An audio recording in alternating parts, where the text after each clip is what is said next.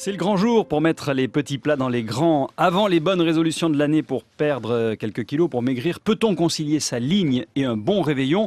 Deux invités pour répondre à cette question. Nous avions invité Éric Fréchon, le chef du Bristol à Paris, 3 étoiles au Michelin.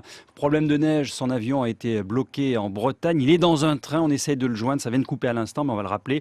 Et avec nous en studio, Jean-Michel Cohen, bonjour. Bonjour. Vous êtes expert en nutrition, auteur de nombreux ouvrages chez Flammarion, Savoir manger, Savoir maigrir, le roman des régimes. J'en passe. Éric Fréchon va nous dire dans un instant les produits phares pour un réveillon incontournable. Pour vous, c'est quoi les produits phares ? Je crois que c'est les produits de saison. Ça veut dire en priorité les crustacés, les produits traditionnels comme les dindes ou la bûche pâtissière, et puis quelques fantaisies comme le saumon fumé, mais on le trouve maintenant toute l'année. Après, on mettra à part deux produits très spécifiques des fêtes, que sont le boudin blanc et le foie gras, bien entendu. Il vaut mieux du boudin blanc que du boudin noir, d'ailleurs, paraît-il. Je suis pas tout à fait d'accord, malheureusement, j'ai entendu parce ça, que la composition du boudin blanc, c'est de la viande de porc, des œufs, des matières grasses, et en général un épaississant qui soit des féculents ou de la mie de pain, mais le plus souvent ils sont industriels et ils sont pas de très bonne qualité. Alors, justement, est-ce que les produits que vous évoquiez, là, tous ces produits incontournables pour Noël, sont compatibles avec une bonne santé alimentaire ? Oui, alors d'abord en premier lieu parce que la notion de plaisir dans l'alimentation est irremplaçable. Non seulement ça apporte une certaine joie de vivre, mais en même temps ça permet d'améliorer le statut nutritionnel des gens. On a remarqué que les gens qui se font plaisir dans un régime ou dans une alimentation équilibrée sont des gens qui reprennent moins vite de poids que les autres. Donc ça, c'est très important. La seconde chose, c'est que pendant les fêtes, c'est l'alliance entre les produits qui va faire la différence.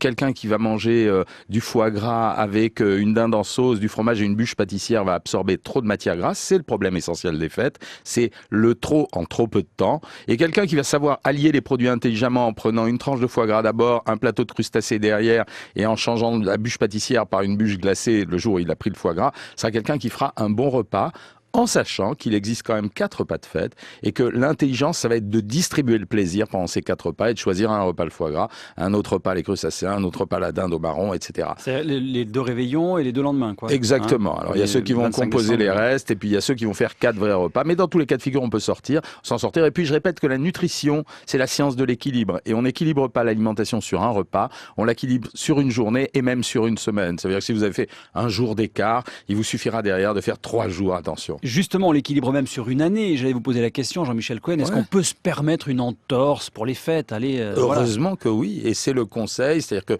pour toutes les personnes que moi je suis, je leur demande pendant les fêtes de faire une pause. Ça veut dire qu'on va essayer de pas grossir, et même si on prenait 500 grammes ou 1 kilo, ça sera pas grave. Mais on va essayer de prendre du plaisir, de faire soupape de sécurité avec les fêtes, de s'occuper de soi-même. Et se cajoler et choyer, c'est quelque chose de très important, surtout en ces périodes de crise. Petite question pratique, comment faire pour bien digérer? Parce que même si on se permet un petit écart, vous le dites, bon voilà, c'est les fêtes, il y a des trucs pour que ça passe bien? Ce qui empêche la digestion, c'est une consommation trop rapide de matières grasses et une consommation trop rapide de trop de boissons alcoolisées. Ce qu'on demande aux gens, c'est de distribuer le repas dans le temps, c'est-à-dire de rester un minimum assis.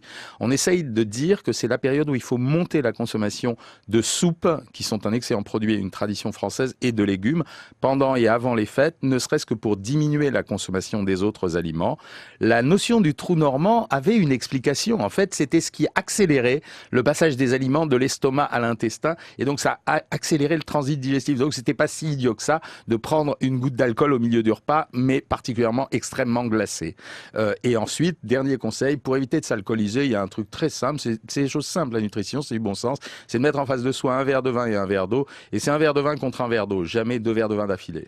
Donc voilà, équilibré entre l'alcool et le non-alcool. Exactement. Et il y a des petits trucs qu'on peut éventuellement, parce que j'ai entendu souvent parler de ça, moi, boire du lait avant le gros repas, ou boire une cuillerée d'huile d'olive, ou c'est des trucs. Non, il vaut mieux. C'est vrai que ça. Alors la seule chose qui marcherait, ça serait de prendre une cuillère à soupe pleine de jus de citron avant le repas, parce que ça stimule les sécrétions salivaires et ça stimule les sécrétions de la vésicule biliaire, donc ça prépare en quelque sorte le repas. Et en fait, après le repas, quand il est bien arrosé, trop gras, etc., il faut pas se coucher tout de suite. Il faut essayer de boire beaucoup d'eau. On conseille les eaux bicarbonatées, parce c'est-à-dire toutes celles qui pétillent, parce qu'elles sont gazeuses. Et ces eaux-là permettent d'améliorer la digestion. Et après, il y a les petits trucs que je peux donner à la radio sans les donner. C'est-à-dire moi, par exemple, si je suis un peu abruti en fin de repas avant de me coucher, je vais prendre un comprimé de Doliprane avant de me coucher. Ça prépare le réveil du matin. Alors, les produits, Jean-Michel Cohen, parce qu'on n'arrive pas à joindre Éric Fréchon. Il est toujours dans le train et la liaison est impossible. Tout est-il dans la qualité du produit?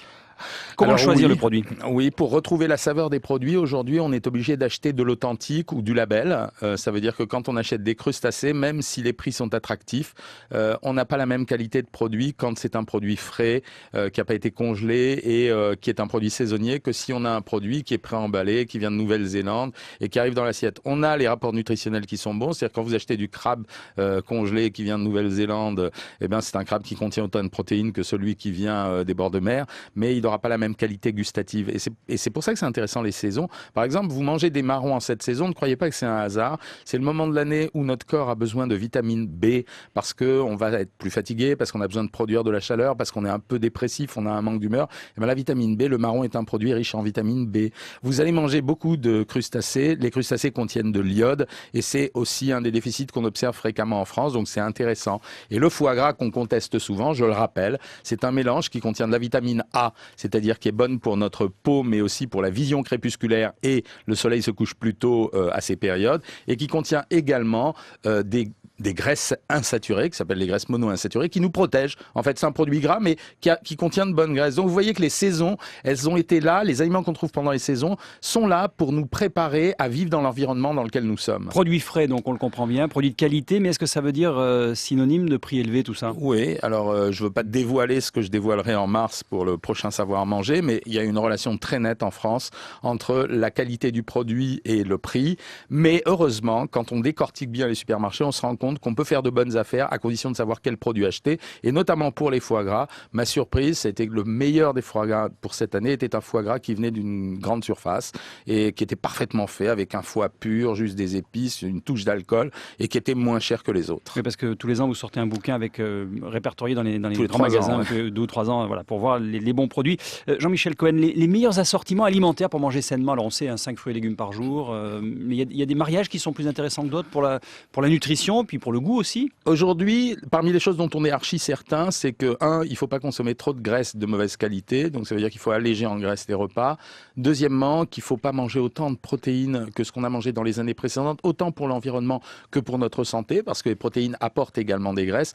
Et troisièmement, la consommation de fruits et légumes, je pense qu'on ne l'a pas expliqué aux gens. C'est pas seulement pour améliorer le taux de vitamines, c'est aussi parce que ce sont des produits qui rassasient, sont des fibres, ça permet de limiter les apports alimentaires de l'autre côté, et en même temps, il faut apprendre à les cuisiner. Et je crois que la fin de l'année, elle sera illustrée spécifiquement pour 2010 par le fait qu'il y a un retour des Français à la cuisine, à la fois par convivialité, mais aussi par souci de recherche de santé. On est toujours dans la tradition, ou est-ce que les mariages style, alors je sais pas, chocolat, foie gras, c'est bon ça, c'est intéressant? Non, je pense qu'il y a une modification dans les comportements. Ça veut dire que avant on était juste plaisir et maintenant il y a une alliance, les statistiques le montrent, entre plaisir et santé. C'est-à-dire qu'il y a beaucoup de gens qui finissent plus par du chocolat quand ils ont pris du foie gras.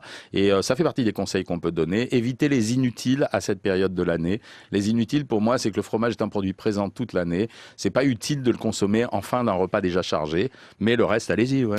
Merci Jean-Michel Cohen. Bon, on n'a pas eu Éric Fréchon pour savoir le menu du Bristol ce soir pour le réveillon. Vous, votre menu, ça va être quoi pour ce soir? Moi, c'est coquille Saint-Jacques, ensuite dinde au marron et après vacherin glacé. Donc vous êtes dans le grand classique, hein? Oui, mais je cherche pas à changer pour cette Ouais. période. Et pour le vin, on n'a pas dit juste un mot. Il faut rester sur le même toute la soirée, c'est-à-dire que du blanc, que du rouge, que du Alors, il champagne. n'y a pas de différence, c'est une question qu'on me pose fréquemment. Il n'y a pas de grande différence calorique entre champagne, vin rouge, vin blanc. C'est un problème de digestion. Et les mélanges, c'est un problème de susceptibilité personnelle. Mais je vous rappelle, c'est un verre de vin contre un verre d'alcool. Voilà, donc dès qu'on boit un verre d'alcool, hop, derrière, on s'enfile un petit verre d'eau plate. Hein. Exactement. Merci Jean-Michel Cohen, expert en nutrition, auteur de nombreux ouvrages chez Flammarion. Je renvoie à votre site savoir-maigrir.aujourd'hui.com.